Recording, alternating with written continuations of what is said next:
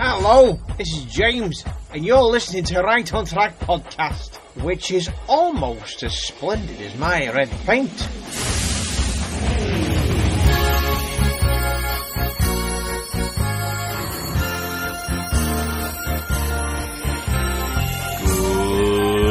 Good morning, good evening, good afternoon from wherever you are in the world, and welcome to episode 65 of the Right on Track podcast. My name is Connor Jonas, and I will be your anchor for today's episode. In the reviews, you'll be listening to Parry and myself as we continue through Series 8. Then assisting me is returning guest host AP, otherwise known as Mitch, as we interview Series 1 model maker Christopher Noulton. Then you'll listen in to Lachlan as he continues his interview with Brendan Rise 10. But right now, we're going to the reviews, where I am once more joined by Parry. It's Parry here. Yes, I'm back. I'm doing the reviews once again. Yes, hooray! I'm here as well. And that's the voice of Connor, who's joining me, my regular co-reviewer here on this segment of Right on Track. Yes. Today we're reviewing two more wonderful episodes from Series 8, including Don't Tell Thomas and Emily's New Route. And, Parry, what are we going to be hearing in the clip? Well, I don't know. Let's just play the clip and see what happens. As he puffed towards the station, he saw Harold the helicopter talking to Toby. They were planning a thank you surprise for Thomas. "Hello," he chuffed. "Remember," said Harold, "don't tell Thomas about the surprise." Then Harold buzzed away, and Toby puffed back to his yard. Thomas felt left out. He likes surprises. Of course, we had that clip lined up. You know, we are professionals. Yeah, we do tell each other. We do. But as you just heard, of course, that was Harold the helicopter talking to Toby, whose voice we didn't actually hear in that clip. But I assure you, in the original story, he is very much clear and present. And Thomas is there as well, who overheard the tail end of a conversation, and all they heard really was, "Don't tell Thomas about the surprise." He doesn't know the surprise is for him, and he doesn't know why he's not being told about it, which I absolutely hate, Connor, because there is one trope that annoys me: the surprise that's happening, and the person who is supposed to be surprised is the one who doesn't learn about it, and the other characters, in keeping it a secret from that person, end up upsetting them. No, that's fair. That is a horrible trope. It is a horrible trope. There's another one.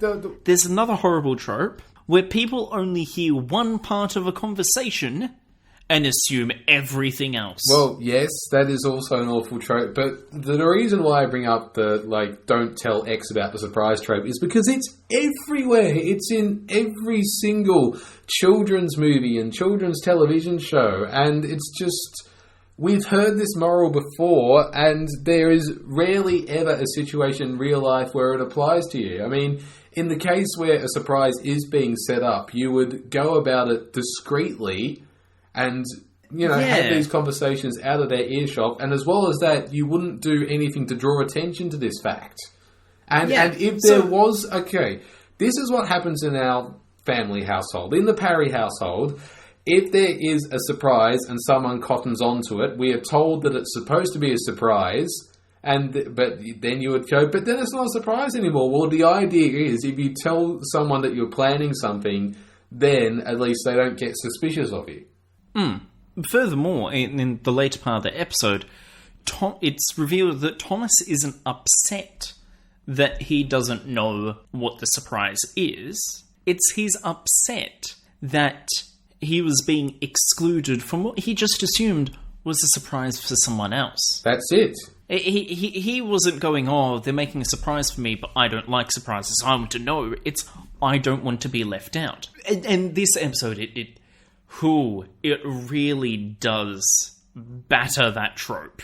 It really does. I tell you, It's a home run for it. The only thing that would make this story more annoying is if they threw in the cliches of the pregnant woman whose waters break at the most inconvenient time. Fair. And an enemies turned lovers trope as well. If they had those two in there, it would be the trifecta, and I'm like, that's it, I'm out. No. Yeah, that is... The worst thing is, that is going to be like the movie bestseller. With all those tropes together. Yes, it is. Well, the reason why they're throwing a party for Thomas, of course, is because he's been clearing all the snow for everybody. And as we know from previous stories, Thomas the Tank Engine hates the snow. He hates his snowplow. He hates having to clear it. But the engines know this, and they're very grateful for it, which is why they're organising the party to surprise him. And as Thomas goes about his day, he, of course, overhears the conversation that we just heard too. He sees Percy with a trucks full of presents, wrapped presents. And, of course, he can't tell Thomas because he's got to keep it a secret or a surprise. And then Thomas sees Emily with a Christmas tree. However, he can't tell it's a Christmas tree because it's covered. Of course, yes. So it's something under a tarp, but it's obvious to us it's a tree, right? So Thomas follows Emily, but Emily Emily avoids him through the magic of points. That's really the best way of describing it. Yep. And that evening, as Thomas arrives at the shed, he finds that the engines are still talking about the surprise, and he's like, I'm getting sick of this, and runs away. And then it's left to Harold to go and find Thomas, and he tells Thomas, the surprise is meant to be for you.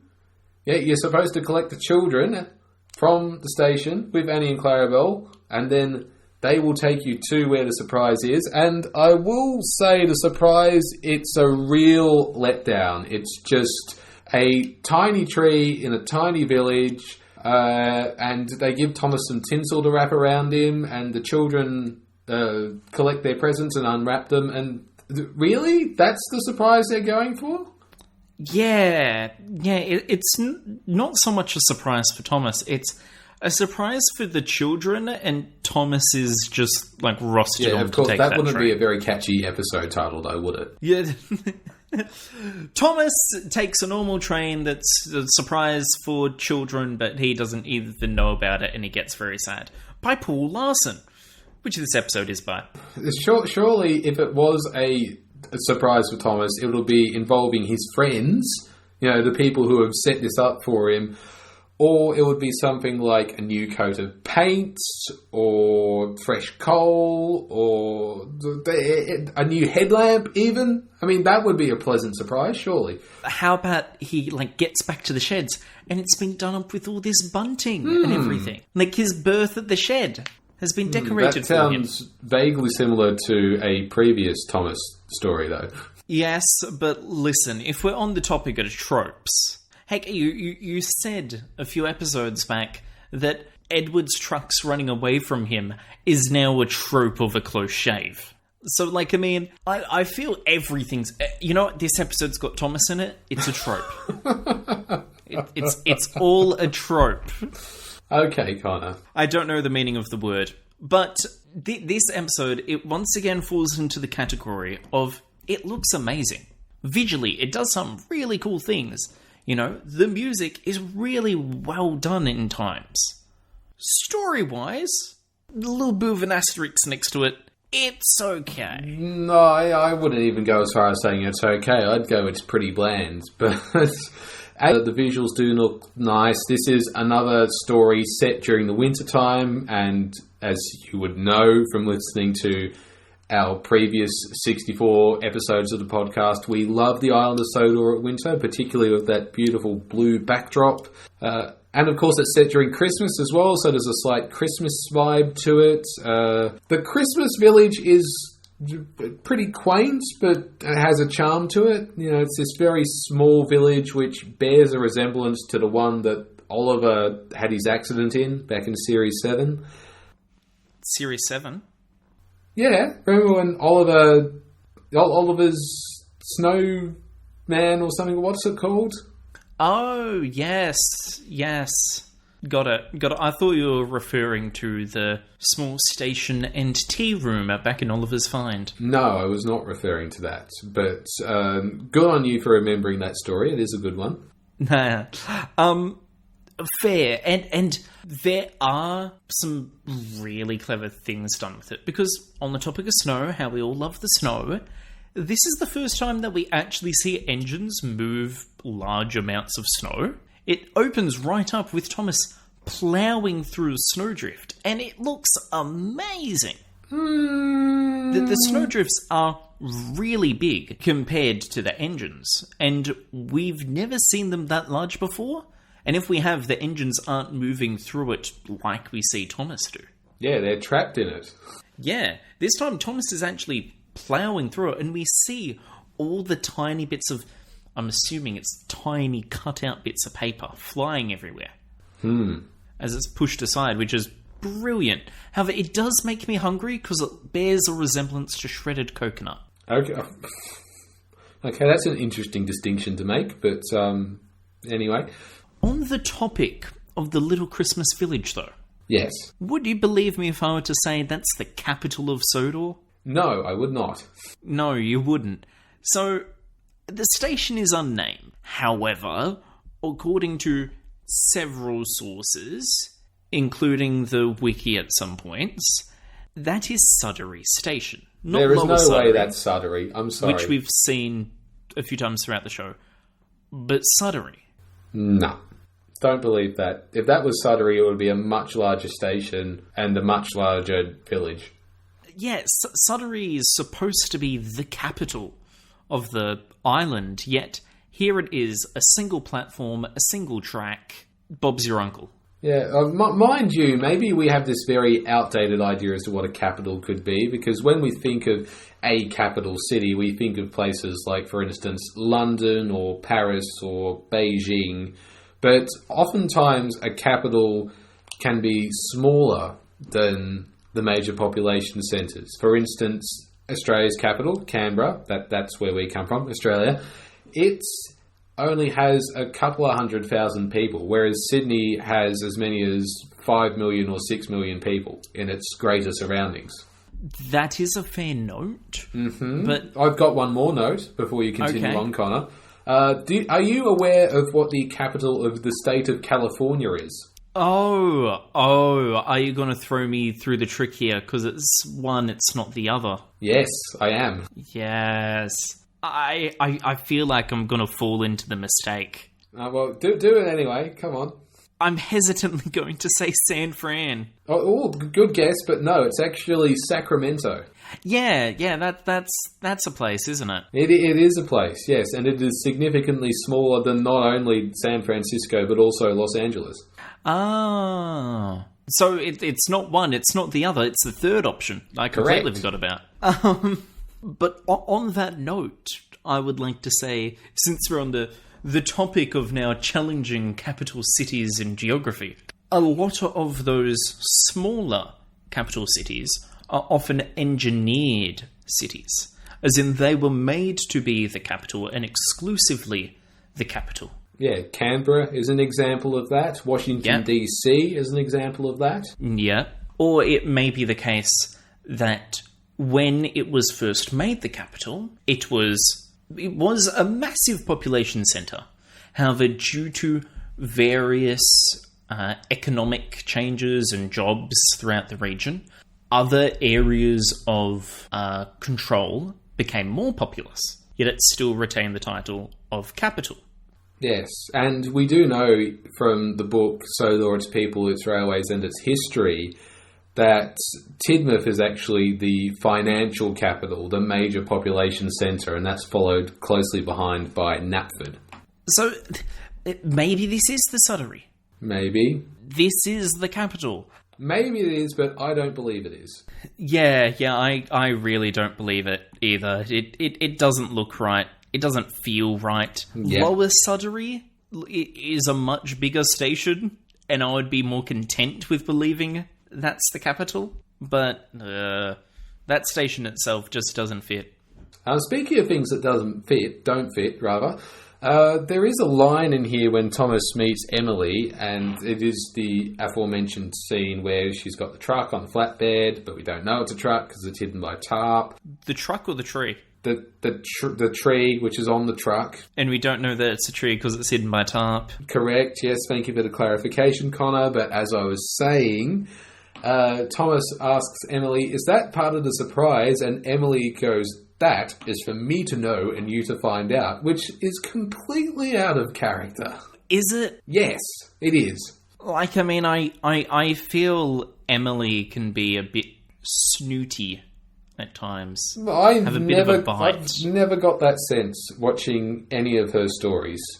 She's never come across as snooty to me. And besides, if she knows it's the surprise for Thomas, why would she be so rude about it? Maybe she's mad because Harold said in clear view and earshot of Thomas, don't tell Thomas, only provoking Thomas's attention that there was a surprise.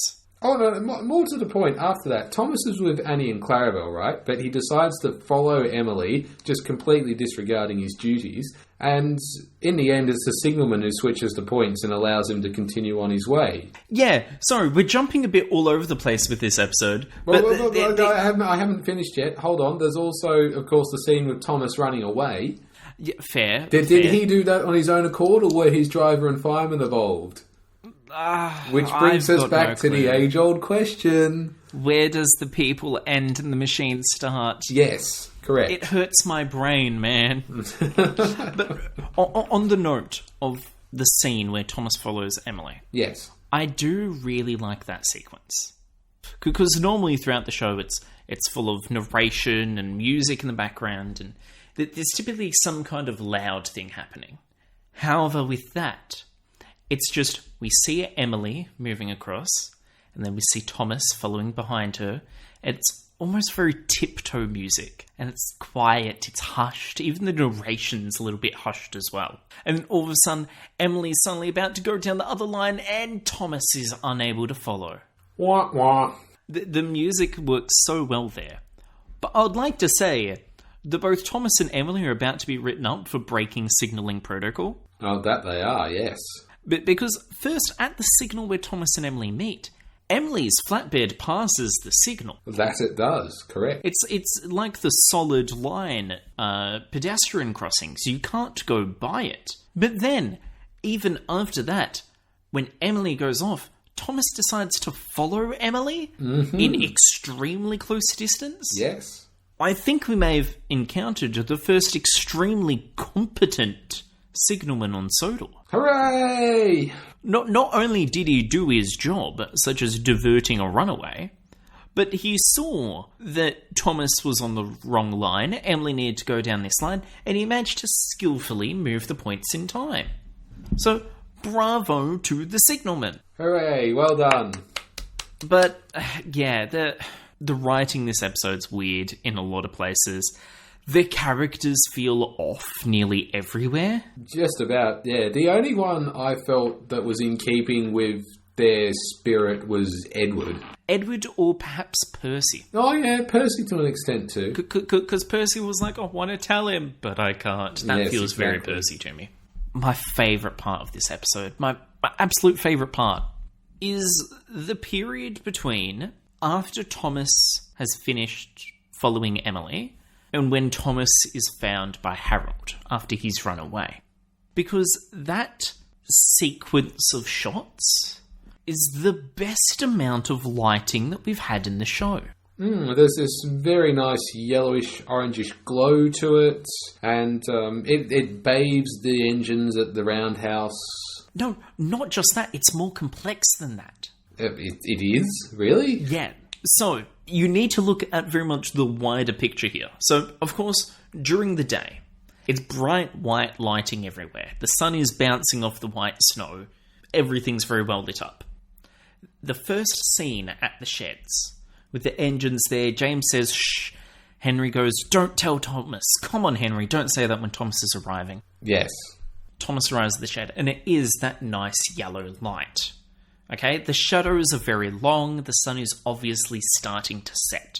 Important to note that the lights, the light poles around the shed aren't turned on. Right. However, when Thomas has run away and we next return to the sheds, it's darker even still. That now it is. there's no yellow glow. It's, I'd almost say, a purple glow in the twilight period as the sun's going down, and the light poles are turned on. And Edward tells Harold to go off, and then we transition purely from the bright white day through the yellow sunset, the purple twilight, to the black night. And we just see Thomas all alone by a signal box with a singular light above him from a nearby light pole. I just realised you're referring to the lamps, which are situated the beside lamps. it. I thought you meant like the lighting of the production crew. Oh, the lighting of the production crew as well. Well, But yeah. there's an entire sequence there where we go from day to sunset to twilight to night. And it's brilliantly done with the backdrops and the lighting and the little details throughout. It's brilliant passage of time without saying it's getting later. Yes. Excellent. Show, don't tell people, remember. Exactly. Oh, I just realised something, Parry. Yes, what's that? We're a podcast, we can only tell. We can't show. Disregard what we said. Keep listening to us telling. Yes. But yes, this episode, it falls failure to, it looks great, the story is what drags it down. I'm sensing a consistent pattern with your reviews, Connor. I will say, sadder still, this is Harold's only appearance in the 8th series. Oh. However, this is also the only episode in the 8th series without Sir Topham Hatt. So, in Series 8, you could clearly go, have you ever seen Harold and Sir Topham Hatt in the same room? Big brain moment. Will bring us to the ratings, I feel. And I want you to go first. Okay, I'm giving it 3 out of 10. Well, that was consistent. Yeah, I mean, we've concise. covered everything. I like the winter setting. But other than that, yeah, the writing's a real letdown. Yeah, winter setting, the shredded coconut, the lighting works so well, and the music during that following sequence, brilliant. But the writing really needed to be stronger. My apologies to Paul Larson, not your greatest work. So for that, I'm going to rate this a 4. Okay, then. And I should also mention as well that the modelling, particularly with that village at the end of the story, it is actually quite good. So, you know. Oh, yeah, it's beautiful. It's beautiful. It's got some stuff going for it. Connor, have you got a clever segue for our next story that we're going to cover? Well, from Emily running away from Thomas to Emily running away from a monster, we transition to Emily's new route, or new route, or new route, depending on how you pronounce Just it. say route, Connor, okay? Route? Yes. Emily stopped to fill up with water on the way to the flour mill, but James was already there. "The Fat Controller has given me the flour mill special," said Emily. "You're lucky," James huffed. "I have to do the Black Lock run." "Why don't you like going to Black Lock?" asked Emily. "There are boulders all over the tracks," he moaned. "They bash your buffers and scratch your paint. And there's the Black Lock Monster." "What's the Black Lock Monster?" "Nobody knows," said James. "Black figures move in the water, then disappear." And he puffed away. What is it with locks and monsters, Connor? Nessie. Yes, I know, but And because Scots.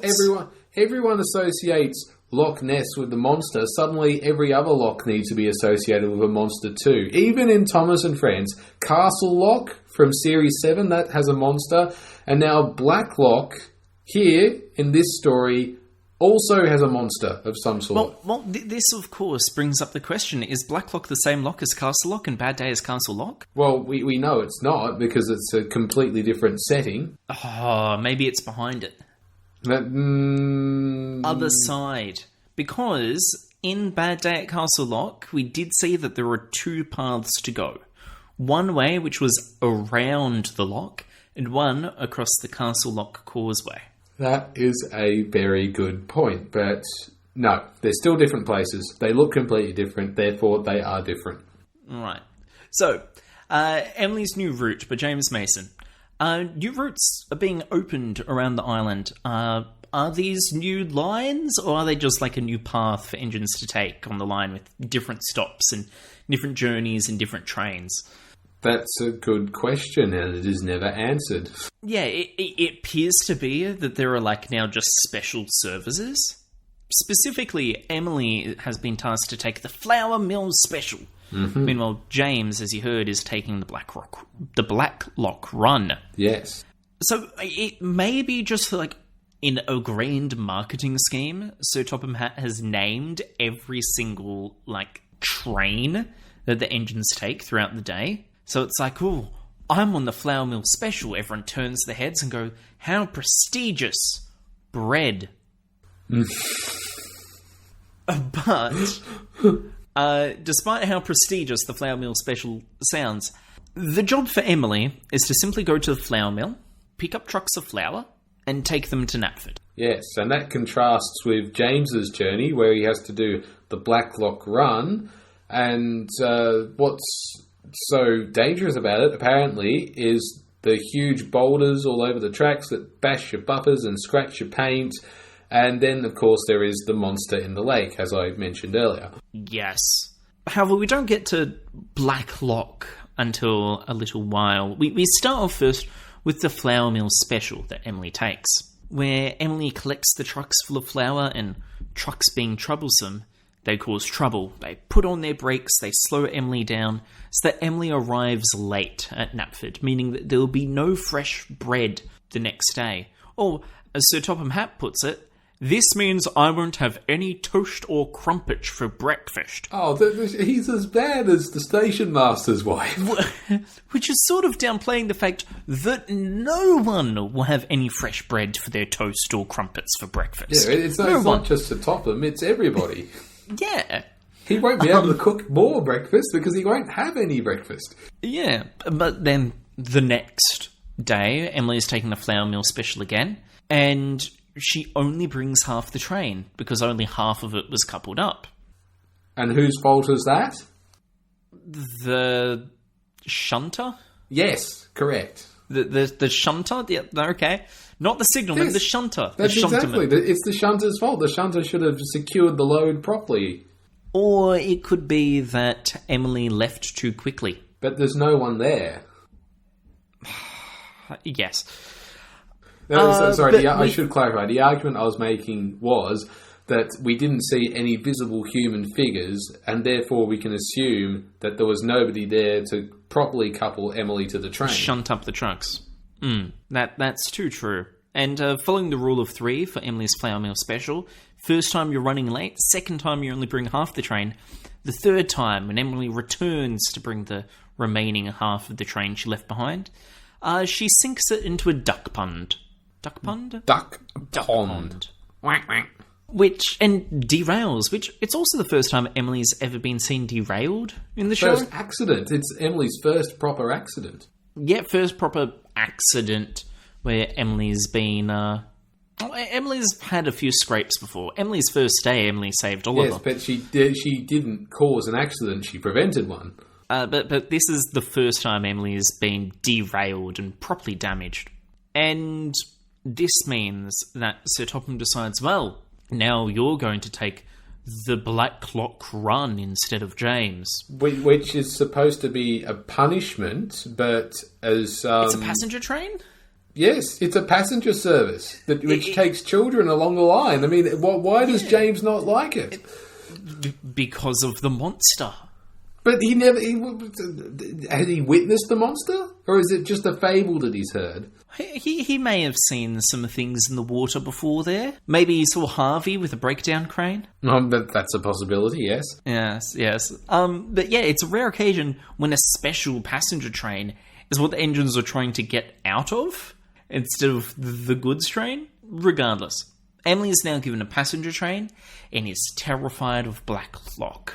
Deciding to pull an ex machina, stops in the track, looking over the Black Lock, seeing the castle in the background and boulders fall down, blocking the line, which was foreshadowed by James earlier. Yes, it was indeed. And also, most convenient that she stopped to be afraid of Black Lock, because otherwise she would have been crushed under the weight of all those rocks. Yeah, and the children would have been hurt as well. I would assume so, yes. Or possibly, Connor, maybe Emily's driver and fireman noticed that there was going to be a rock fall, so that's why they stopped. Maybe they saw fog detonators in the line up ahead. That's a... Okay, that is a possibility, but it's a very, very, very unlikely one. Maybe they were just admiring the view. Or maybe they were doing that, yes. Because Black Lock, as far as sets go, is really pretty. Look, honestly, I think this is what really sells this story for me. It's that particular set there. You've got the beautiful white cliffs in the background, you've got the shiny lake, you've got the castle over in the distance. It looks fantastic. I'm amazed they didn't use this set more, to be honest. And now, you mentioned the castle in the distance. Mm-hmm. Now, do you remember before when I asked if Black Lock is the same lock as Castle Lock and Bad Day as Castle Lock? Oh, you're going to tell me that it's the exact same castle. Well, I'm fairly sure Black Lock is the same lock as Castle Lock, because located atop the hillock, a castle lifted above the landscape that looks alike the landlord's Lord Callan's landing, Callan Castle, above a lake. A lock, leading me to conclude that Black Lock and Castle Lock are the same lock as seen in Bad Day at Castle Lock. That sounded rehearsed. It was rehearsed. There we are, I thought as much. But it's the exact same castle set. It's another lock. And what kind of a name for a lock, a lake, is castle? True, actually, having that's a fair the point. name of Black Lock in regards to the deep jet black murky water is so much more fitting. And it's even confirmed on wiki pages, which wiki pages people put it all together, but it would make sense. The two locks on Sodor with a castle that looks the same have got a monster rumour around it. It just makes sense. If you say so. And what of the monster, Connor? Do we learn whether there is a monster or not? Well, depending on your perspective of monster. If you're perhaps a tuna or a sardine, there's definitely a monster in Black Lock. However, as it's revealed to Emily, seeing the movement in the water, that is not Harvey and the breakdown crane, but a family of seals. This confuses me. I mean, can seals live in freshwater lakes? Yes. Okay, they can. Right. Yes, in fact, the assumed origin for this story, the Loch Ness Monster on Loch Ness, one of the most common theories was seals living in it. But did anyone ever spot a seal living in the loch? They may have, but it may have been the actual Loch Ness Monster. They thought they saw a seal, but lo and behold, it was the actual Loch Ness Monster. However, as of a 2018 DNA test that was done on the banks in the water, they found no seal DNA in Loch Ness, but it's extremely likely that the Loch Ness Monster was actually a giant eel, as there was plenty of eel DNA. An eel, okay. Yes, which we do know if you read the Extended Railway series books by Christopher Audrey, that eels do exist on and around Sodor.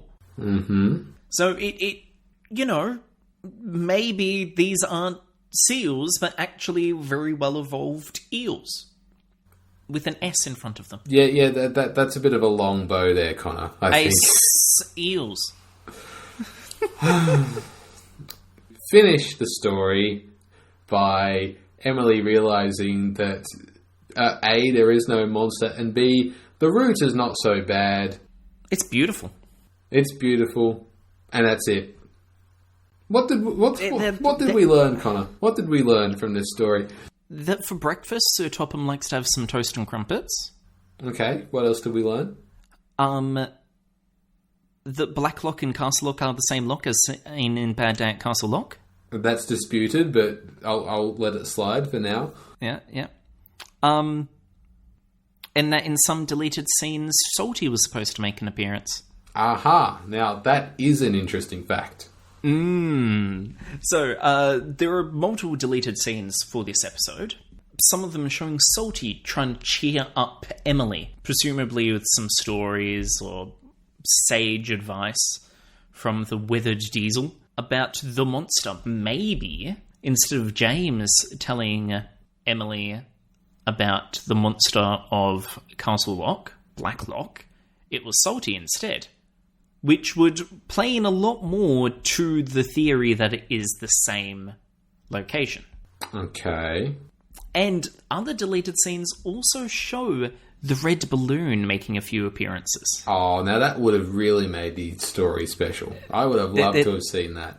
There's a brilliant shot still that show Thomas and Emily overlooking Black Lock and the castle in the background, and you can just see the red balloon drifting by. Correct me if I'm wrong, Connor, but isn't there also a deleted scene from this story where Gordon and Percy are overlooking a red balloon as Emily travels by?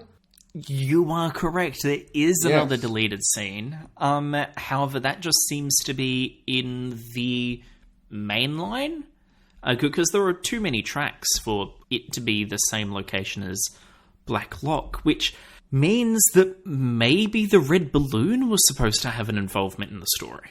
There are so many little pieces about this that we don't know. Maybe James wasn't supposed to be involved at all. Possibly. And it was supposed to be Salty taking up that point.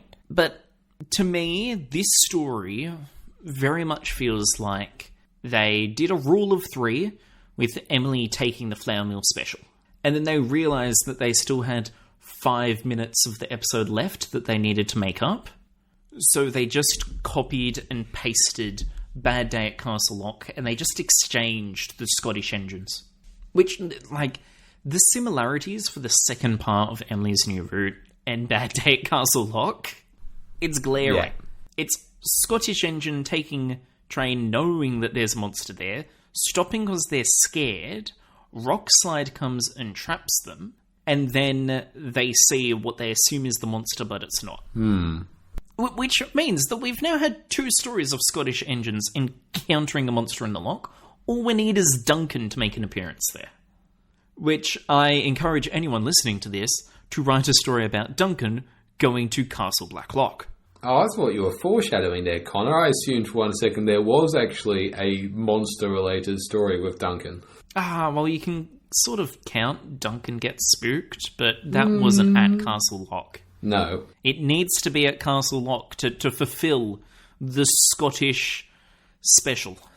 Which I'm honestly surprised that I've spoken about the Scots so many times and I haven't done the accent like, there it goes. Get in my belly. Not an Austin Powers fan, Connor? Oh, I am an Austin Powers fan. I'm thinking about the poor editor. Yes, having to endure all this. We spent far too much time on these 2 stories. So, quick, Connor, score for Emily's New Route. I do love the setting of Black Lock. I do sort of like the storyline that's going on with the Flour Mill special. However, they're not connected in any way. Okay. The entirety of the Flour Mill special just serves as a series of events to lead into a copy of Bad Day at Castle Lock. However, it visually does look great, and it's good to get another Emily story out there that shows a bit more of Emily's character, despite how copy-pasted it may be. So with that, it's gonna be a 4. Okay. I am going to give it a 3.5. Oh, it's not a 3, okay, there's a difference. There is a slight difference, and I think it's that Black Lock setting that sets it apart. I do love the way they've decorated the set. I love the rock formation in the background, especially. Kind of just occurs to me, it looks a bit like El Capitan. El Capitan? Yeah, you know, the huge barefaced rock formation that's in Yosemite National Park. Ah, I've never been. Well, I know you've never been, but surely you've seen it in, say, one of the Gran Turismo video games or in one of those rock climbing documentaries that they distribute every year. Like maybe I really don't play too many racing video games, man. All right, well, I used to do some rock climbing, but I never. Trains are my thing, man. I'm kind of train time all the way down. They don't call it rock climbing anymore, do they? They call it free climbing. Is that right? Isn't it free climbing because sometimes it's not rocks? Anyways. Yes, 3.5 out of 10 from me, and a 4 out of 10 from you for Emily's new route. Yeah. Yeah, and that brings us to the end of the reviews for today. So, I've been Connor. I've been Parry. And we'll see you around next time. Bye.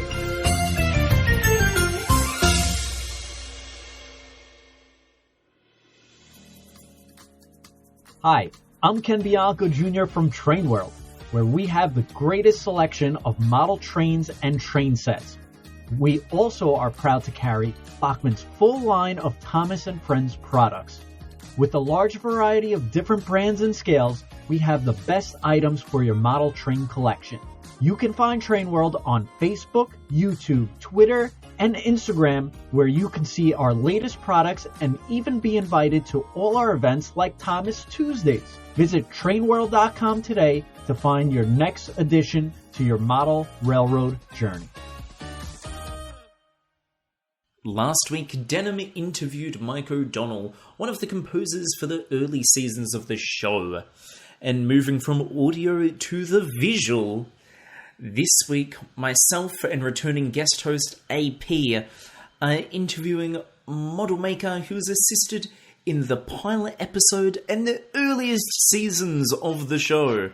So, without further ado, introducing Mr. Christopher Noulton. Welcome to the Right on Track podcast.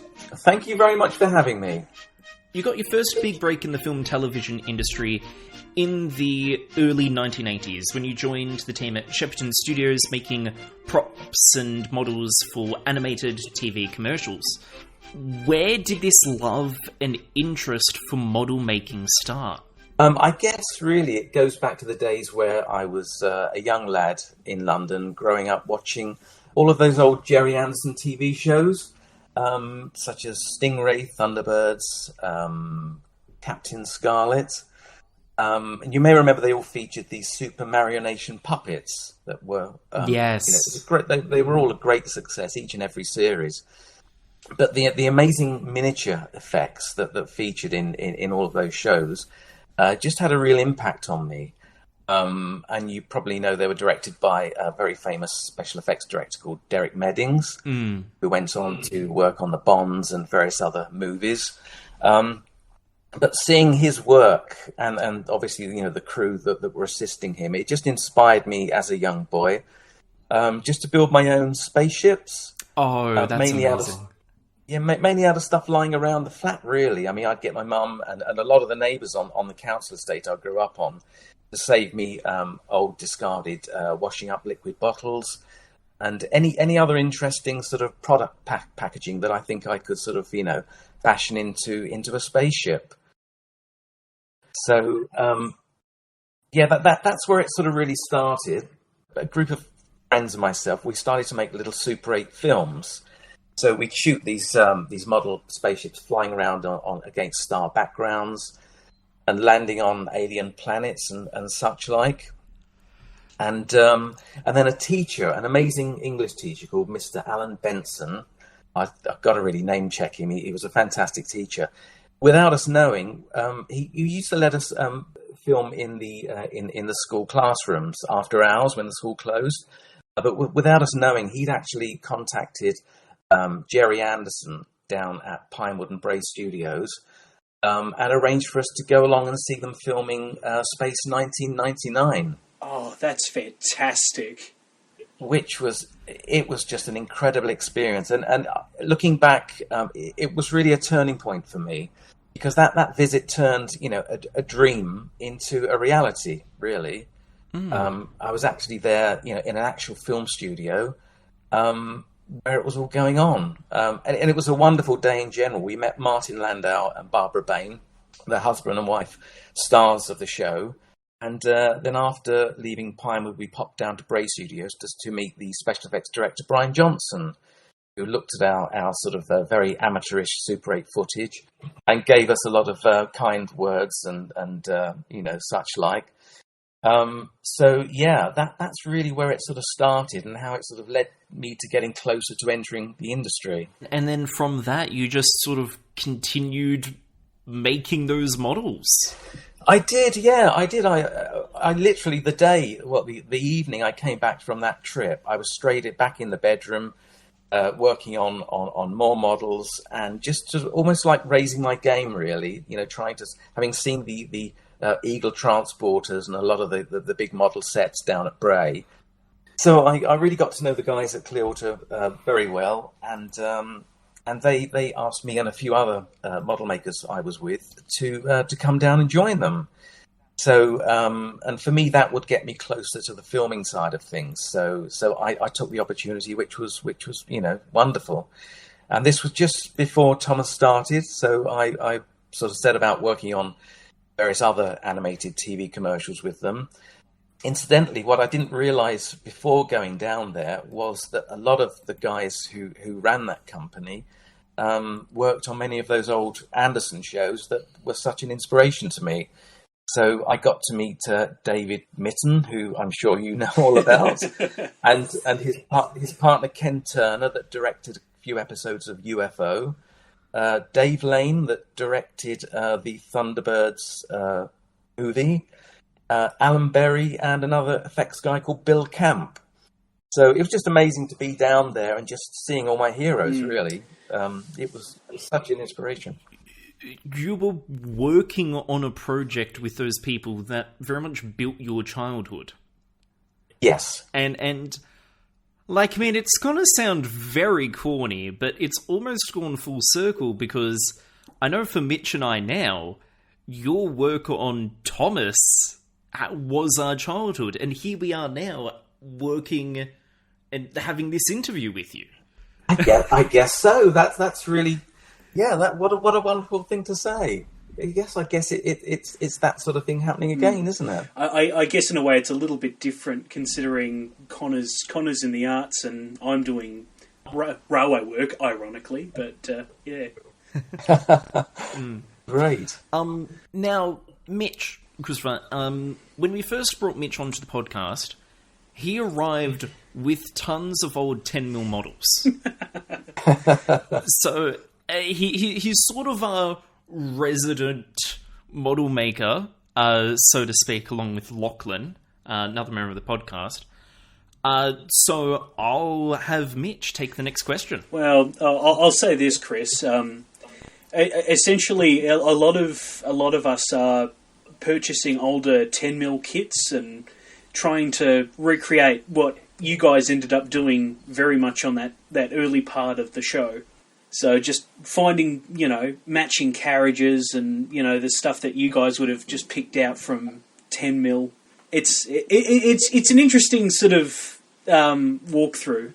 But, in regards to Thomas, considering we're at that point now, we've noticed that through other interviews that you've sculpted little references into some of the figurines. Stuff like Alec Guinness and, Ringo and Margaret Rutherford. Was there any other sort of references that we're not aware of? Not really, no. They were the sort of main ones, I guess, you could identify if you look closely with some of those old film stars. After sort of doing those, I then sort of really set about creating characters of my own. Just it although it was a wonderful job to do, because there was a huge quantity of passengers that I was asked to make, it could get quite tedious. So beyond sculpting sort of characters based on those old film stars, I did go on to create some characters of my own, just sort of putting little, thinking about them as I'm sort of painting them up and sculpting them and everything, just to try and put in, a bit of character into them rather than just sort of, bland sort of, characters. Instead of passenger 1, passenger 2, passenger 3, you had, okay, this is David, he's a baker, this is Jamie, she's a florist, and this here, it's little Timmy. How cute is he? That kind of character creation? Yeah, you've definitely hit the nail on the head there. It just creates more interest, really, and keeps you going, keeps you enthusiastic. I know this is a little bit of a segue, but was there a fair amount of crush, or, was there a lot of work to be done in a small amount of time on the show, or...? Yes, there was really. I mean, a huge amount of stuff to be done. Obviously, we had, the sort of the lead into the, what was required was the work we did on the initial pilot film. That sort of got us up to speed, really. But, in general, there was a lot to do, but in many ways it was made a lot easier because Bob Gorgalias, is I'm sure you enjoyed talking to. He's a smashing guy. His designs were just incredible. And he took obviously the essence of the books and turned them into what would become the 3D versions of the characters and landscapes and buildings and everything. And in many ways, going by you knew not to go too far beyond what he'd drawn in terms of detail, because he just captured that feeling of sort of like realism and also the sort of the toy-like feel. So. You'd be putting rivets on something and thinking, well, let's stop there, really, because to go any further would make this. You'd lose that flavour. So we sort of knew when enough was enough, really, and just to hold back a little bit on detailing. Okay, you mentioned Bob Gorgalias there. When we interviewed him, he mentioned a practical joke that was played one day on set to scare Jamie Bowering. Have you got any other stories and anecdotes of these humorous incidents that occurred behind the scenes? I suppose the first one that comes to mind was when I was making the viaduct for the first series. Another guy in one of the other sort of sheds was responsible for calculating the width of the tracks and how far they should be set apart from each other. And so I sort of was at that point where I needed to request the track dimensions off of him so I could work out how wide to build the top of the viaduct. He'd made a mistake in making his calculations, which meant that I built the top of the viaduct a little too narrow, so that when the tracks were set on top on set, they ended up being too close to each other. And I wasn't on set when this happened, but I did hear from one of the guys that when it came to shoot that scene for the first time, I think it was Thomas and maybe Gordon or one of the other trains travelling sort of past each other from different directions, and there was a mighty crash. They crashed into each other because, as I say, the tracks were too close together. Oh, so no. There was sort of a knock on the door, and in came the viaduct, and I had to very quickly widen the top of it, which was fine because you didn't really see that much of it. So that was sort of pretty funny. But like all these things, you want it to go well. You want your models to be seen in their best light, and things like that just they niggle at you a bit, but as the years have gone by, I can see the funny side of it, and it's the big reminder to sort of go and measure things yourself, really. What's the age-old saying? Measure twice, cut once? That's right. Yeah, absolutely. Yeah. You were 99% of the work done on the creation of the viaduct, and it's such an iconic piece. This is just me, just being like a fan right now of your work, because the viaduct, it has got such a brilliant look and style to it. It's by far one of, if not the favourite shot of mine from those early series of the show. So bravo to you. Thank you so much.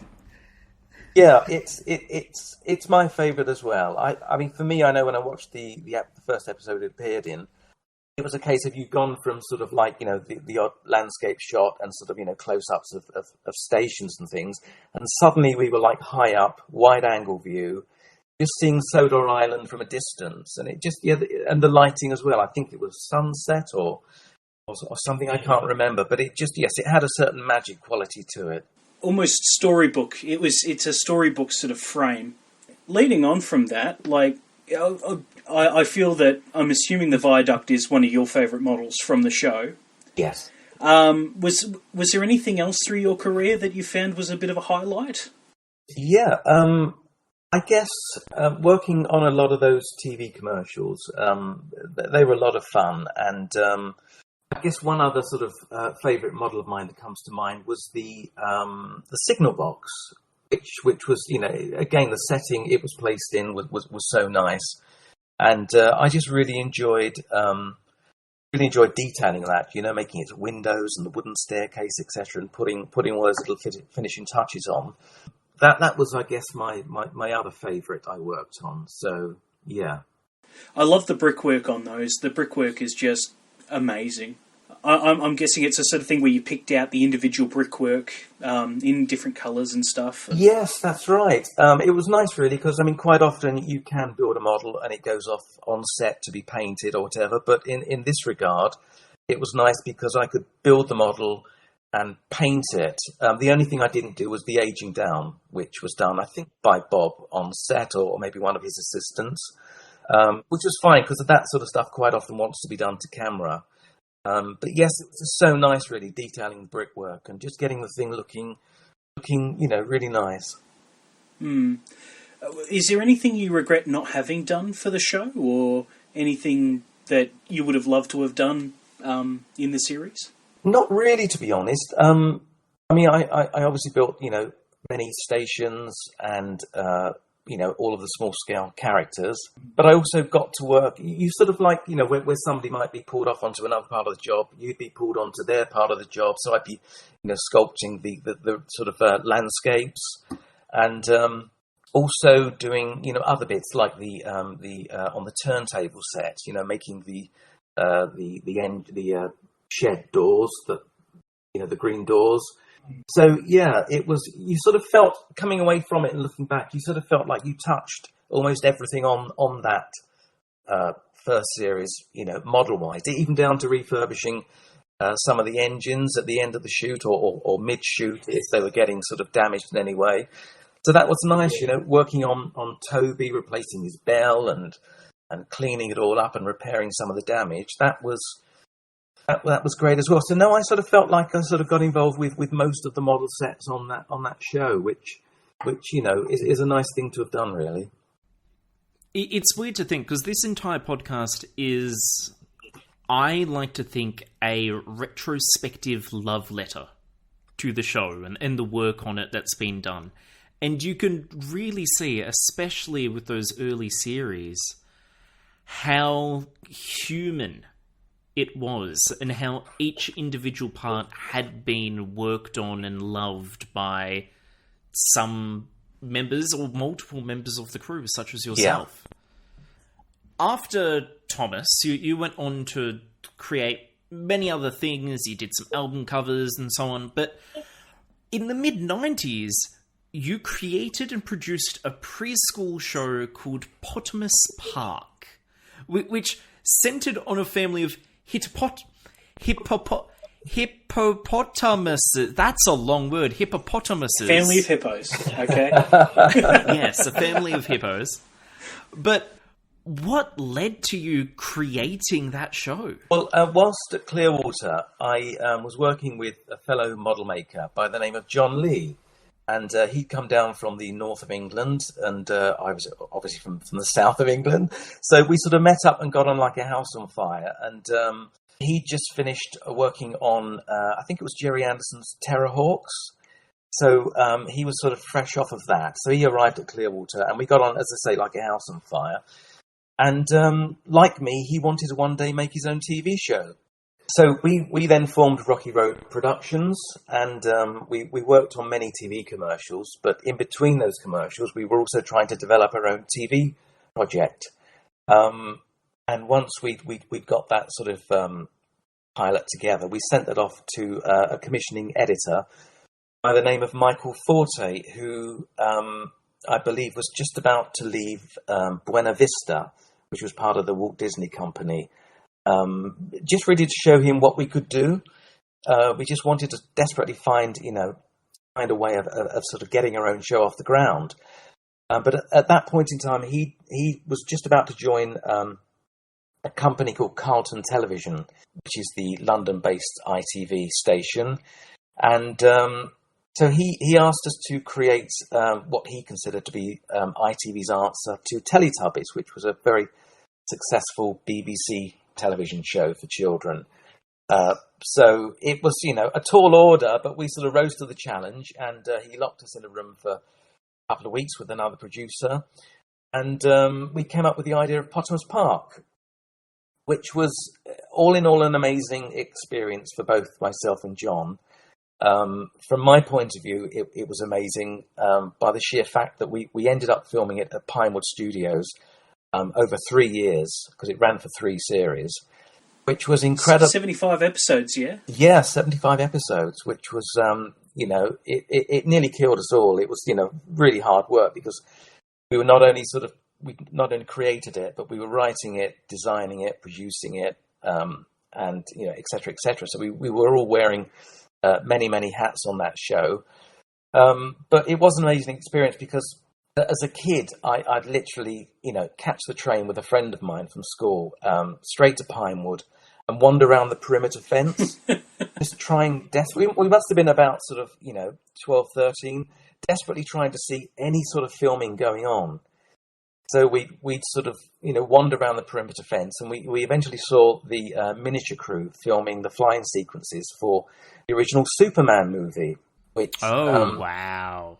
Yeah, which was, just an incredible experience. And then to sort of be driving through those gates at Pinewood, but with my own TV show many, many years later, was just amazing. You sense the passage of time, and the fact that, if you do have a dream and you work hard at it, you can achieve it. You really can achieve it. And that was, all in all, an amazing experience, really. Now, after your years in the film and television industry, you've now actually become a really well-established artist who has seen work hung in Piccadilly, at the Royal Academy, the London Art Fair, and you've also had a book published about your life in art, No Throw Row, The Art of Christopher Noulton, and you've now moved on to another creative process. You've mentioned during the process of painting, you're building up the stories that are occurring for these characters in the scene within. Could you perhaps share one of these stories for one of the characters? Yeah, I get my current series of paintings is it features a group of young ladies. They're called the Cutters, and they are masters of paper cutting and also origami. The art of paper folding, etc. And the paintings are set in sort of like a make-believe village that I've had floating around in my head for many, many years. And it's sort of partly inspired by, the work on Thomas with Sodor Island, just that sort of made world. So in many ways, I've taken those experiences and they now feed into a lot of my paintings. So these cutter girls, they spend their time making life-size paper effigies of people and animals, that I guess to me symbolise, the villagers that have either left the village or died, and it's their way, I guess, of bringing them back to life, sort of like a resurrection of sorts, really. And the work was inspired mainly by a great painting by a 20th century English painter named Stanley Spencer, and one of his sort of most famous pieces is called The Resurrection Cookham, and it's just really had an impact on me over the years, that painting. So although the subject matter in my latest series of work, it sounds a little bit sort of gloomy, it's actually quite celebratory, really. It's in many ways not wanting to let go of the past, those people we've lost, and it's sort of like an attempt to bring them back in some way. It's pure fantasy, but for me, it's a very emotive subject with lost family members that you would just do anything to see again. So yeah, that's sort of they're the series of characters I'm working on at the moment, and like all these things, they develop from painting to painting. One painting feeds into another one, and so it goes on. It's very honouring to the past, and to people that are long gone. It's not all, but most of your paintings, especially if there's a road there, is that there is a little red milk float, or sometimes green, but there's often a milk float there. And I have to ask about it, because it appears way too often to just be coincidence. Yes, I guess so. Yeah, in many ways, the milk float is symbolic of my childhood, really, because sadly, a few days after my first birthday, my father died. But a friend of mine who lived upstairs in the block of flats, Edward, his dad, Joe, was a milkman, and he was almost like a father figure to me in many ways. And so quite often as kids, we'd jump on the back of the milk float and help him to deliver milk. And so that sort of stuck in my mind, really. So it's my way of, I guess, of paying homage to Joe and you know, the nice efforts he made to sort of, you know, help to bring me up. And yeah, it's just really, in turn, very symbolic of, I guess, the whole of my childhood. Now, you've mentioned in the past that one of the milk floats, Little Red, actually may be a bit more of a character, and there's a bit more to Little Red?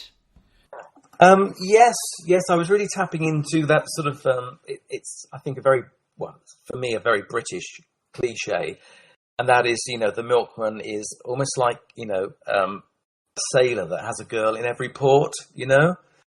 So, and it's sort of, yeah, Little Red, I thought I would sort of, you know, try and expand on the theme of the milkman and just really try and weave a story around this character. Little Red was originally the name of the milk float, but then I thought, well, you could also have a chap with ginger hair, with red hair, who could also be seen as Little Red. But yeah, it's one of those things, really. I did develop it as a book, but like the way these things work is you're working on 2 or 3 different projects at a time. Some make it, some don't. So sadly, Little Red didn't go beyond the concept stage. One of my favourite works of yours is some of your photo manipulations back in 2015. You know, little kids playing with a town as if it's a model village, you know. And there's a lot of like little nods to little things in the past, like the international rescue little headpiece on the girl, and there's, you know, from what I can tell, dinky toys in there. You've really looked closely at that, haven't you? Yeah, you're remembering details I'd forgotten I'd even put in. Of course, yes, the girl with the international rescue hat on. Yeah, look, I love little references to, you know, vintage toys and stuff like that. You also seem to have sort of an interest in nostalgic stuff. Is there a value in that for you, or? There is it's so that the past is just so incredibly important to me. I know it is to a lot of people, but you know, work-wise, it feeds into everything I do, really, from photo montages to paintings, stuff like that. I mean, you know, I'm now a 60-year-old man, Mitch. so nostalgia has taken on, you know, a deeper meaning for me, really. And it's funny, I was reading the other day about the Roman god Janus, Janus, Janus, and at this age you do find yourself becoming more like him in so much as, I mean, he's featured on coins and in sculptures, you know, looking back to the past as much as he does forward to the future, and you sort of feel yourself becoming a bit like him, really, you know. You know, we come from the past. It sort of shaped our future. So yeah, I do spend a lot of time looking back. So yeah, as I say, it's just so important, and it does really sort of, you know, feed directly into the work I'm producing now. And also for me, the main attraction for the past is that to a degree it's a safe and unchanging place. You know what I mean? It's you know, the present and the future isn't fixed yet. You know, it could go either way, good or bad or whatever. But you know, to a degree, the past is the past. It's not going to change. Yeah, the past. It's a written story already. So you look back to it. Yeah, absolutely. Yeah. And that's the value. That's the value of nostalgia for me, really. Now, we've spoken about several things, Chris, throughout this interview. We've spoken about your childhood and the nostalgia around it, how you got to working on Thomas, how you got to working on Potamus Park. From the past to the present, a question about the future. Have you got any other plans that we should keep an eye out for? So, well, I'm currently writing a book about my childhood growing up on a South London council estate called Charters Close. And it's actually the estate that features in the photo montage at the back of my No Throw Row book. And it was just the most amazing place to grow up in, really. It was sort of, to all intents and purposes, like a little village. And certainly, as a small boy, it was like a pocket universe. It's all I knew, before, obviously, I got older and started to go to school. So it had a profound effect on me. And,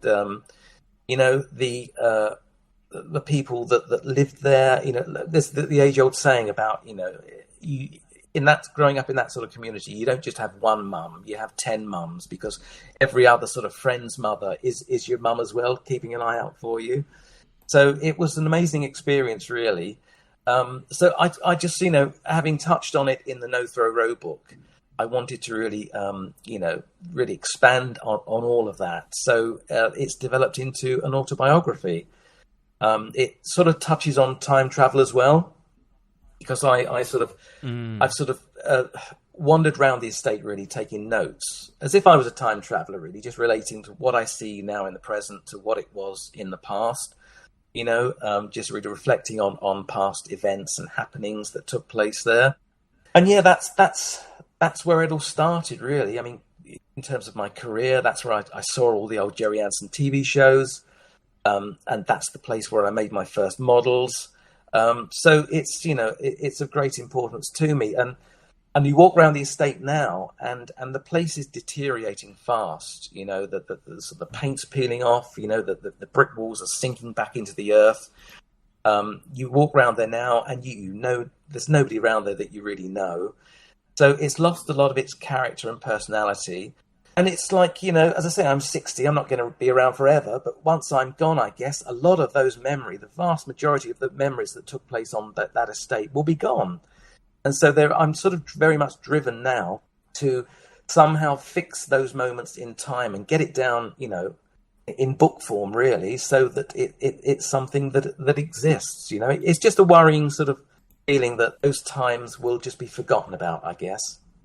In you writing about it and editing it into and putting it into your work, you're very much keeping it alive.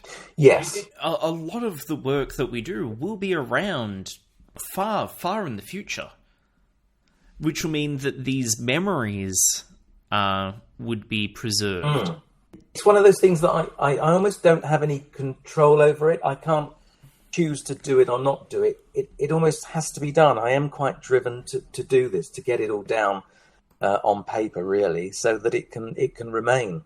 It's just nice to hear your side of your experience, Chris. It's yeah. Well, thank you. I'm so glad to get this opportunity to share it with you.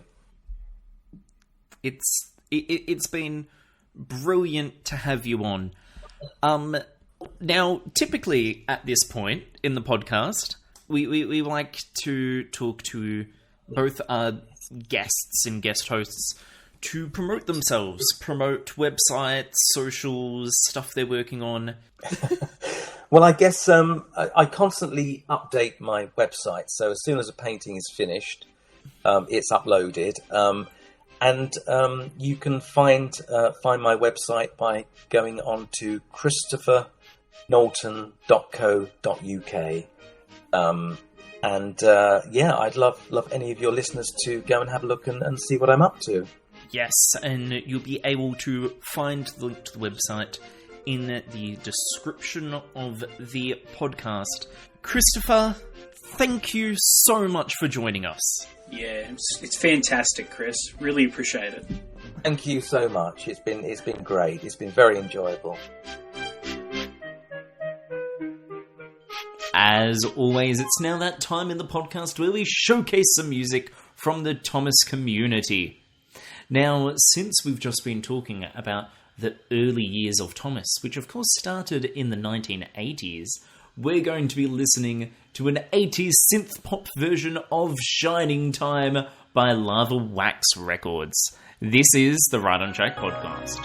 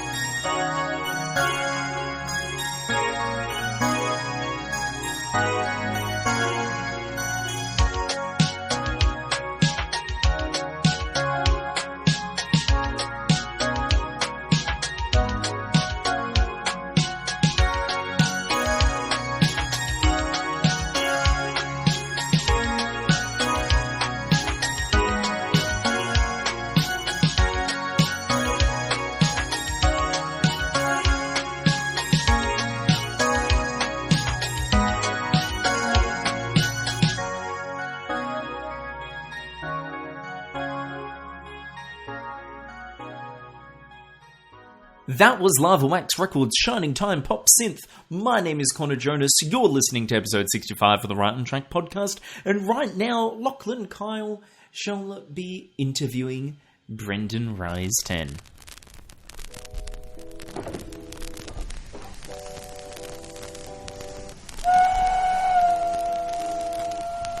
Welcome back, everyone. This is part 2 of my interview with Brendan Reese, where we will continue on our silly shenanigans and oopsie daisies. But without further ado, let's just go right for it and jump straight in. This is part 2 with Brendan Reese.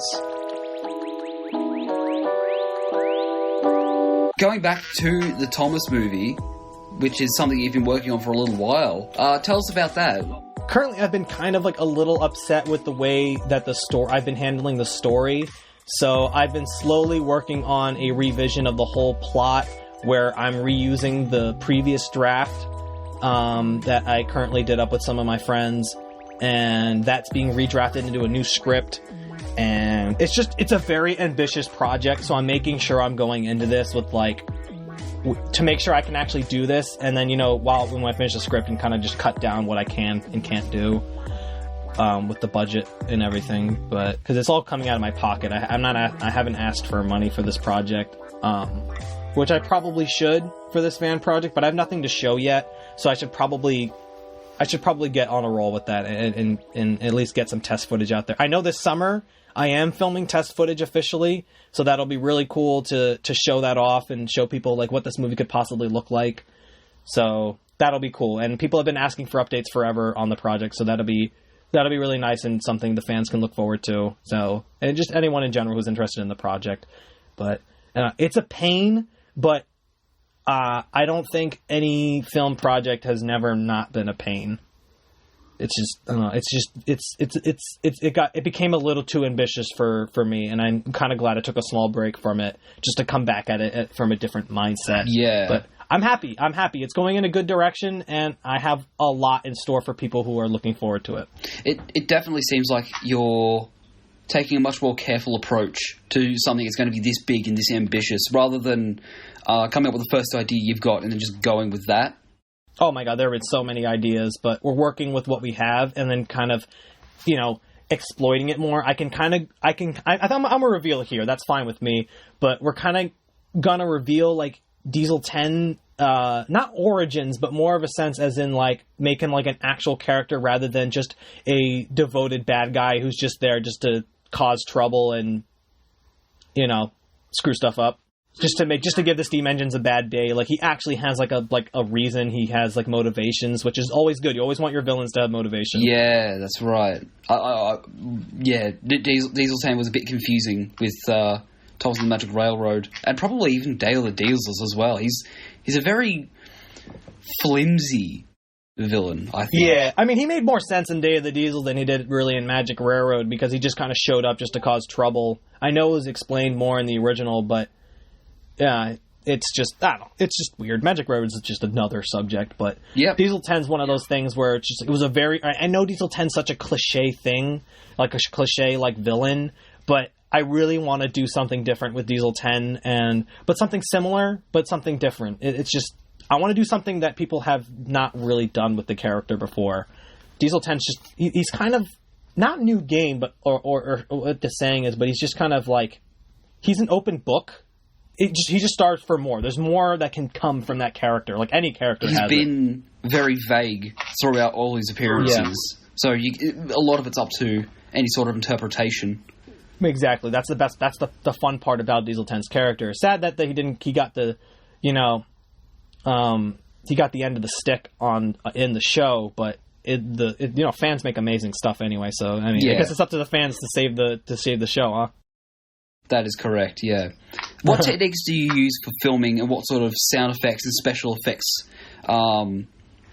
either you use in your YouTube videos and or we will see maybe in this Thomas movie? For the movie, I plan to go around it in a slightly different direction where I'm gonna go all out with these sets. They're gonna be built on a much bigger scale. The sets are going to be a weird hybrid where there's going to be some like digital effects, After Effects added to make the sets, to make them more lively, as well as use a combination of CG and green screen to kind of liven the area, especially like the sky. The sky is 100% going to be a like photorealistic digital and actual probably real like recorded sky, because the movie does utilize live action. It does take place in the real world, so I have to figure out a way where I can combine the two and make it work. And I kind of figured out a little way where if Thomas is telling the story, it has more of like a storybook kind of feel, where it is like the movie, it is Thomas telling the story about the past and why he got to where he is currently. And I figured out like why, instead of trying to push extreme for the realism, where Thomas is in the real world for all these other scenes, it'll make sense when you see the movie. But where Thomas is telling the stories, it feels more like you're watching a live storybook where everything is realistic, but it has that sense of like imagination to it, where it's just like it could be 100% photorealistic if I wanted it to, but at the same time, it's just like the people 100% will be live action. Like, there's no going around it. I won't use models for people. Oh, I mean, I think I'll probably do what Magic Railroad did, and then they'll use models for, like, far away shots and shots that are really hard to composite for human characters, but most of the time the people will be real. The faces will be animated. They will move their mouths and lips and their eyes. They will be animated through mixes of CG and other means. And yeah, it's really weird because there's so many techniques that have to go into this, but thank God I'm doing like test filming and stuff this summer to really figure out what I'm doing, because the ideas are there. I have done some testing, but these tests will really figure out what I'm really going in for this project. It's very ambitious, so I have to kind of go around it in a way where I don't get like too stressed out and kind of back out, you know? Yeah, no, it sounds like it's going to be a big project. It very much is a big project because of what I want to do. Yeah. And the things I want it to look like. Like, I don't want it to look like one of my normal videos just with realistic models. I want to take that and times it by like 10, and it just be something different. And trust me, I've been working on this for ages. So once I get back into the swing of really filming these, I want to surprise people. I want people to be like, wow, that looks great, you know? Right, yeah. It's hard. It's a hard process. I reckon people are going to love it. Like, it's going to be something that, by the sounds of it, that people have never seen before. Probably the biggest thing anyone in the fandom's probably done. I love talking about the project and then like and making, and I haven't really actually talked about it much for most of the time. Like, I mean, I guess like through my own like my social feeds, but the project is very ambitious. I want it to be something surprising. I want it to be big. I want people to be excited and see this thing as like, wow, this is a whole new step into like a different direction like that we've never seen before. And we have seen pretty ambitious Thomas projects, like especially like the Magic Railroad parody being one of the biggest ambitions that we've ever seen so far. It's just, I want to do that, but I want to do it. Well, I mean, that was wooden. These are with models, but you know, there's only so far you can go with pushing people to be like, even if I'm using models, it's just like there's still models on a set. So I got to figure out a way where it's just I'm pushing it further, where your mind doesn't realize that these, yes, they are models, but it's just something more. Right, okay. You mentioned earlier that Thomas, or trains in general, isn't your... It's like the biggest part of your interest, but it's not the only thing that you are into. I have like other interests. Like I like to collect. I'm a collector. I like to collect things, mostly like, you know, like collectibles and action figures and so on, and memorabilia. I have a pretty massive Godzilla collection. I love Godzilla and kaiju films. I'm a pretty big Godzilla buff. I have, my collection has been growing and growing over the past few years, especially being where I am currently and where I am and was financially. I was able to afford more things that I loved, and the collection like tripled in size, and it's massive. It's gotten a lot bigger. It's nowhere close to a lot of other collectors, but I'm happy with where it is and where it is going. And I love like Transformers. I have a pretty big Transformer collection.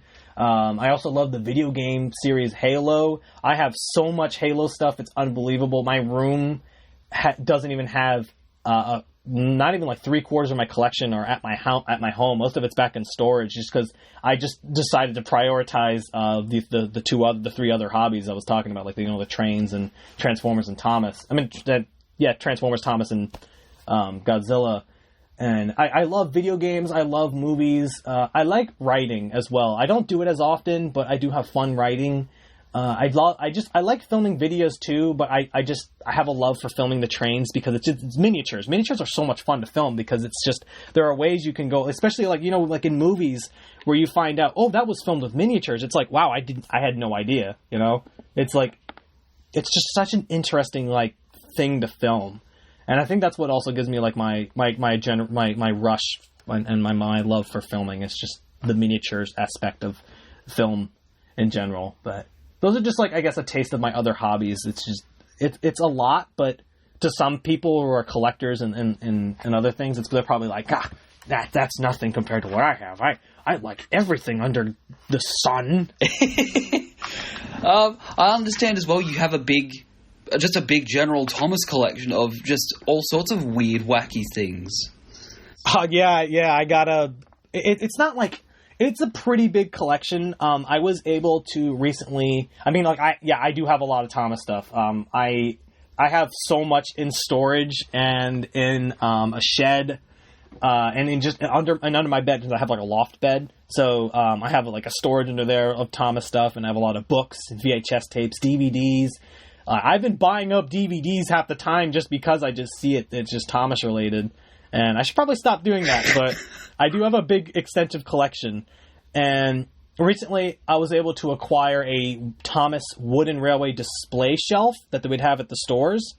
And that thing has let me put a good chunk, if not what I want to display, out and about. And I have way more, sadly, that can't be shown, but some of my favorites and stuff that I want to be shown are on it. And it has random bits and bobs from like Thomas, like a Thomas teaching clock, to like some of the older like push and pull like battery operated Thomas toys. We got like Bandai Thomas stuff. We got like I have this huge Mega Bloks Thomas that they released back in like 2016, 2015, just up there, and it's big. He's like, if you wanted to, you could sit on him. Like, he's that big. I even have like this massive like Thomas like I call it the beer light. You know, like people have like guys will have like in their man caves will have like, you know, like the beer lights, the neon lights. Oh. It's not a neon light, but it's a pretty big Thomas light that just sits up above the doorway, and it's just so random and it's cool to have.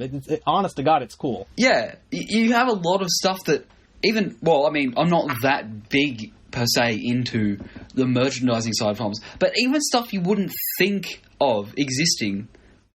Yeah, I try my best to get things that are wacky, especially like whenever I get into a kick of buying Thomas stuff. I always look for like wacky Thomas stuff, like especially the Japanese stuff. The Japanese stuff is really weird sometimes, and I have a literal pencil sharpener Thomas that goes on a bottle cap, and the pencil shavings go into the bottle.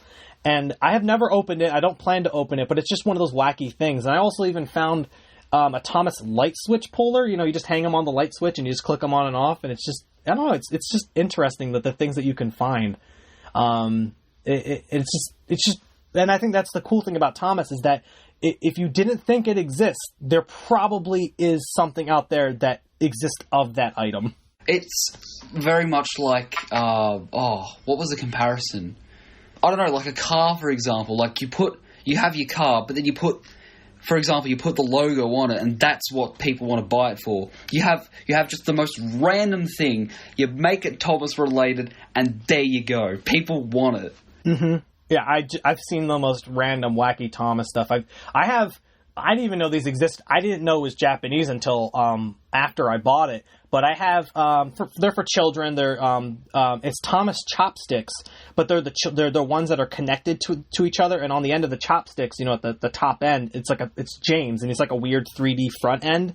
And I didn't know that was a Japanese thing, because I think I saw Percy and Thomas ones recently, and I was like, wow, I didn't know that this was Japanese. And it's just a cool random item to have, and it's like, you know, it's like, what else exists of this? And I recently found like little rice shapers where you push like the sticky rice into like this little like like, kind of like a cookie cutter, but it's more of like a shape, like a shell, and it makes like I think it was like Thomas, Percy, and Harold, and it's just such a random like consist, like it's just like, why? But it's still cool. Yeah. That reminds me, I literally just remember the what is it? It's like SpaghettiOs, but it's in the shape of all the Thomas characters. Like, why does that exist? Yeah, but that was a 90s thing. Those are old. I have seen them for sale, but I don't want to like buy them for some reason, because I just don't want to waste my money. I don't want to spend like $20 on an old can of SpaghettiOs. So one of these days, if I find one for cheap, maybe I'll throw it in the collection. But it's just it's one of those random things. And even like Pillsbridge toaster strudels, I think had Thomas-shaped toaster strudels at one point. And I think that's pretty neat. And I wish that we'd have more stuff of that recently. There was like, There was like it was fake, but like there was an Australia fake ad campaign for All Engines Go where they had like the Thomas pizza, and it looked disgusting. But I was just like, man, I wish that was kind of real, you know?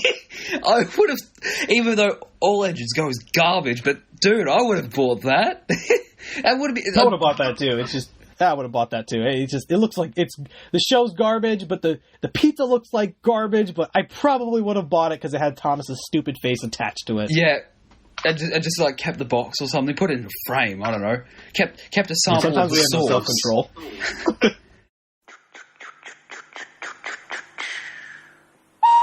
Thomas the Tank Engine spaghetti shapes new from Heinz.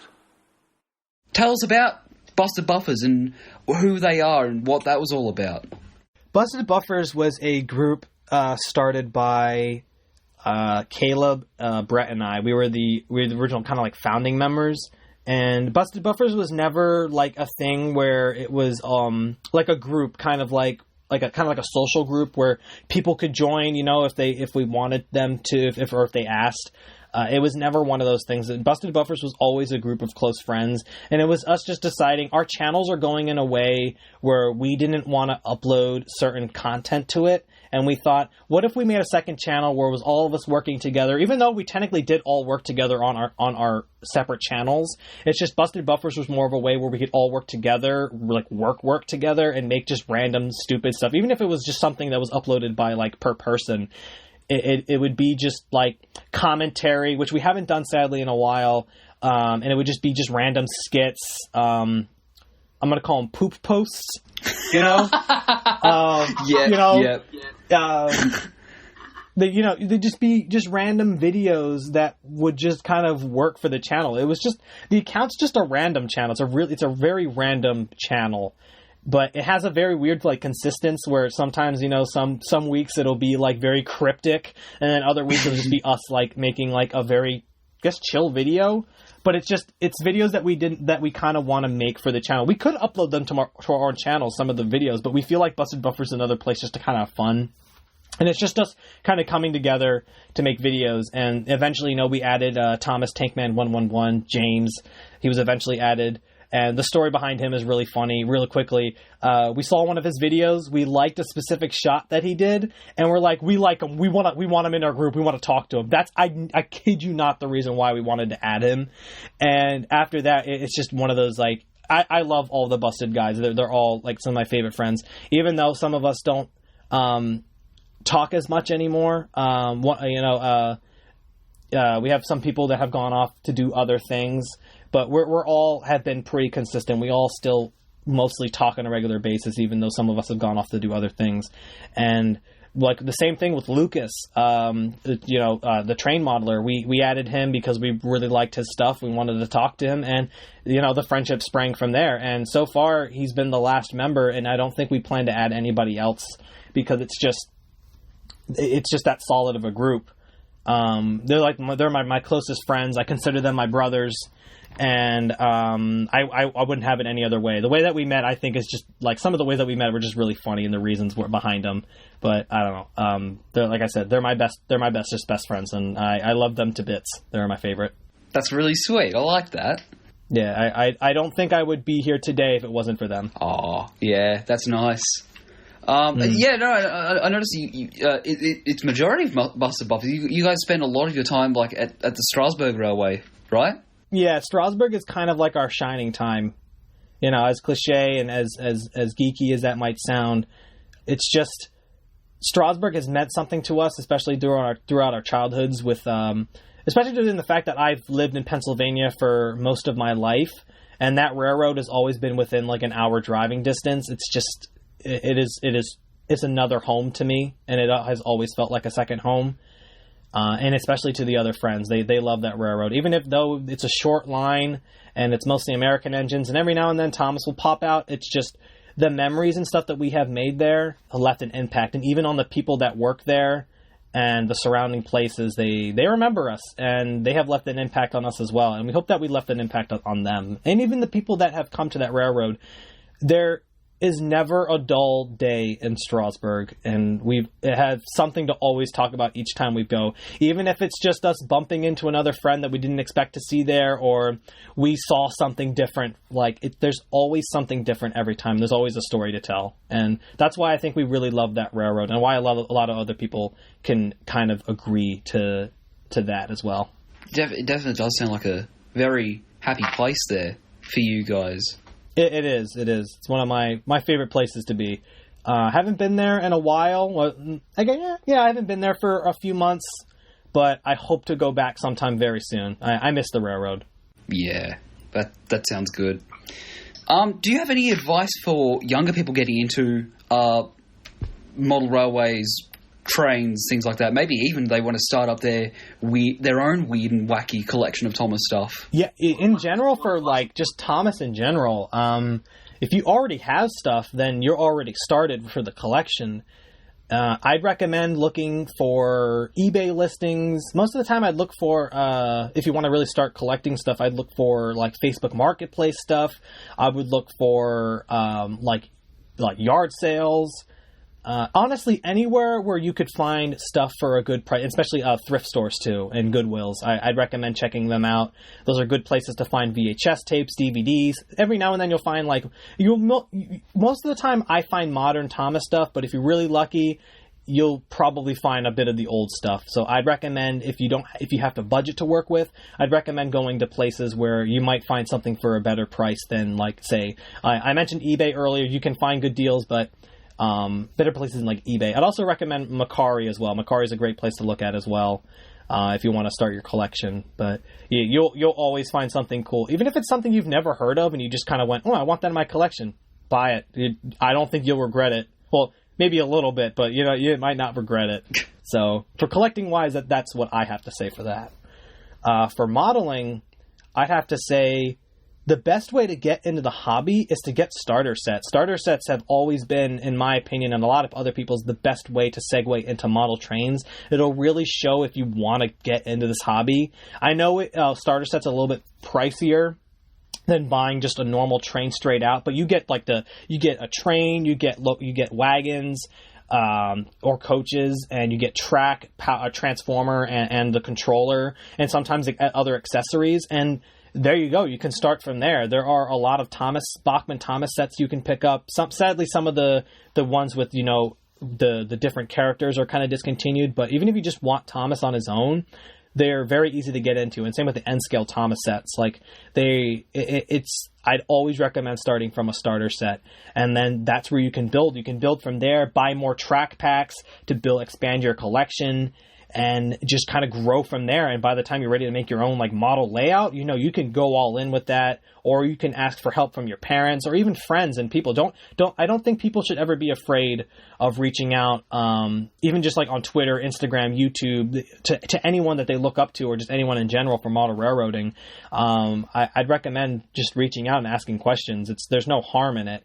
And for, the modeling aspect, for getting into modeling, that's a bit of a different one. I'd recommend just getting into that by doing little touch-up mods, paint mods, making the couplings the right accuracy, color, just maybe even doing repaints here and there, doing little mods just to get into it, and then just slowly building up your confidence and your skill level. I would say never jump into a project too ambitious right away if you've never done it before, because you could regret the outcome. You might be happy with it, but I also would recommend just taking it easy, and then just taking things slow and then building your way up. I did that. I did some ambitious things as a kid, and still now, that I probably regret.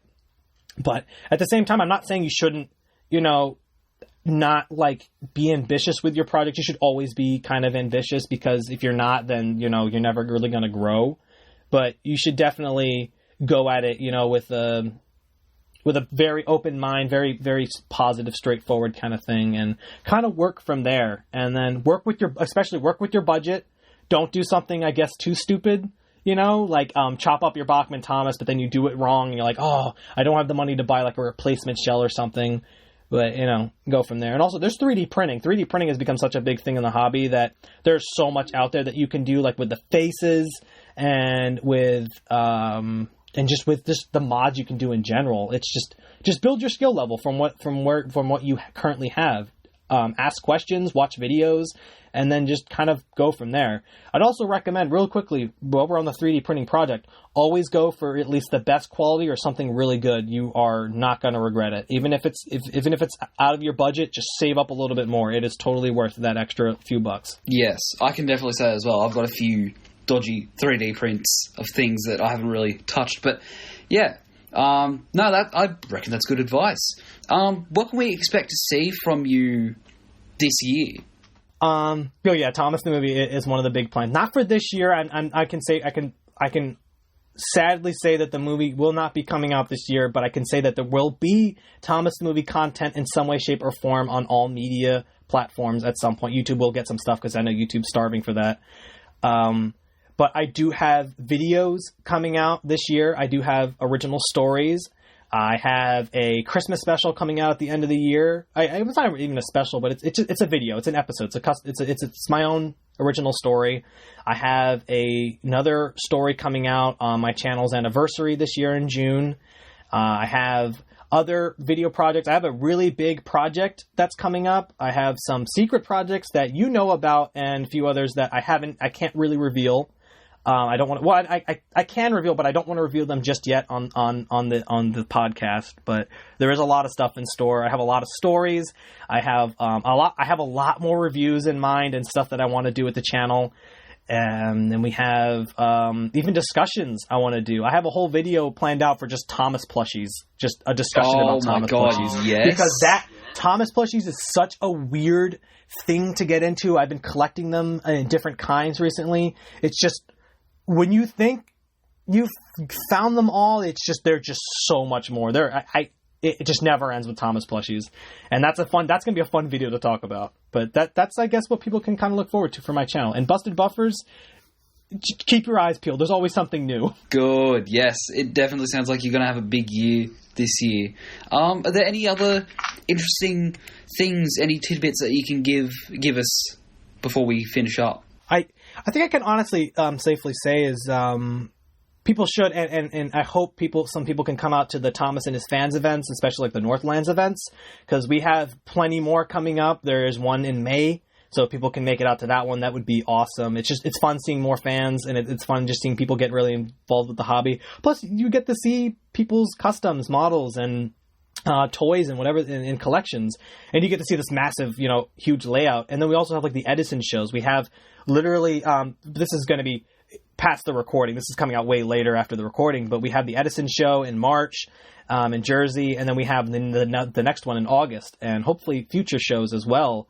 So if people can make it out to those shows, I would love to talk with you. I love talking. It might not seem like I am, but I do like talking.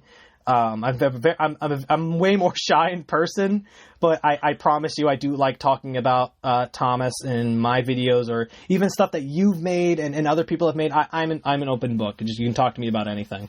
Yeah. I just encourage people to come out to those events, because it's like, I don't know, it's nice, and it's very helpful, and it's really cool to meet all the fans.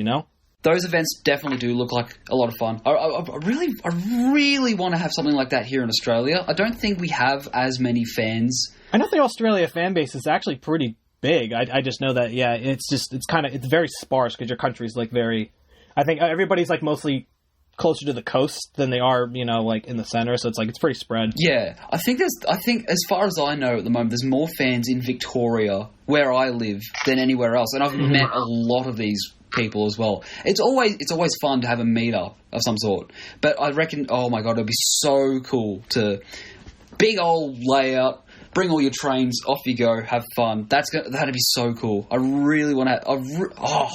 If I could fly over to America right now, I'd go to Northlands, Edison, all that sort of stuff, just to catch up with people like you and all the other people that have been there. Oh, and the props as well. Oh yeah, we'll be having hopefully, I think August, we'll be having the Tank Merch will have the props out there, and there'll probably be like maybe even proper replicas and somewhat will probably be out at the shows at some point as well. So that'd be really neat to have people be like, "Whoa, look at that! That's the guy. That's the thing from the show."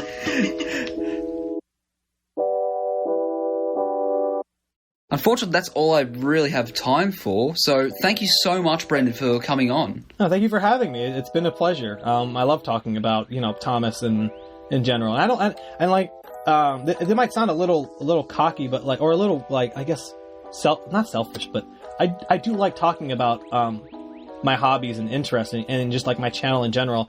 I don't talk about it enough, and even to the friends and the groups in general, I don't really delve into it much because I don't want to bother people with that. But having me on here it let me kind of speak my mind and get all this stuff off my chest. So it was very nice to be on here. I enjoyed it a lot. Where can we find you? Where can we follow you? How can we keep up with what you're doing? Oh, you can follow me on both platforms, Instagram and Twitter, under Brendan Reese 10, and on YouTube under the same name. That's Brendan Reese 10 at youtube.com. Please subscribe, and follow, and I will probably not shout you out. I'm just kidding. I'm just kidding. But yeah, you can follow me on YouTube, Twitter, and Instagram under all the same name of Brendan Reese 10. Right, awesome. Thank you so much for coming on. It's been real fun. Right, it has been. I've really enjoyed it. It was a pleasure talking to you, Lachlan. Cool, thank you.